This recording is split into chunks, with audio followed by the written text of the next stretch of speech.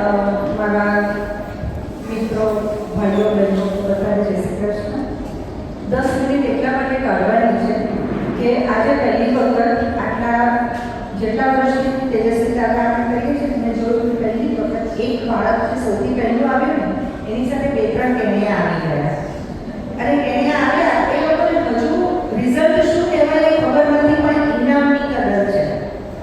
એટલે એ લોકો કંઈક સારું કરે એના માટે આપણે ઇનામ રસ્તામાં હતું એટલા માટે કંઈક આપવાનું પૂછ્યું એટલે સમય કાઢવો હતો એટલે એના માટે ગોતવા આવી. બીજી એક વસ્તુ કહીશ, આપણે ઘણી બધી જગ્યાએ જાહેરાતો જોઈએ છે કે જેમાં આ માણસ દોરેલો હોય એનું મગજ વધારે હોય એમાંથી કાં તો બહુ નીકળતો હોય કાં તો જાડો નીકળતા હોય એ બધા આપણા વિચારો છે. અને ટિકિટ સાહેબે વાત કરીએ કે કેળવણી અને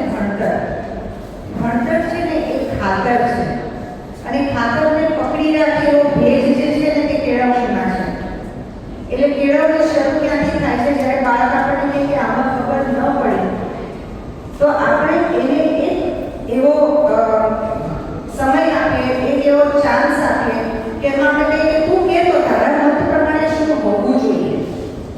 અને જ્યારે એને સાંભળવામાં આવશે એની સાથે આપણે ફરી શીખીએ છીએ.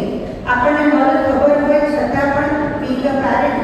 આપણે ફરીને શીખવા માટે પ્રયત્ન કરીએ કે ભલે આપણે સાથે લાવીએ કોઈ પરિસ્થિતિનો ઉકેલ સાથે બેસીને લાવીએ તો એ બાળકનો આત્મવિશ્વાસ ખીલશે. બીજી વાત થઈ આર્ટની, ડ્રામા અને ડાન્સ, બાકી બધા ઘણા બધા કાર્યક્ષેત્ર છે. આર્ટ ફિલ્મને લગતા ચિત્રની વાત થઈ તો હું પોતે થિયેટરની સ્ટુડન્ટ છું તો એના ઉપર એક વસ્તુ કહીશ કે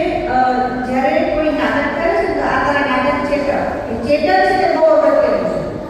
ચેટર મમ્મી પપ્પાએ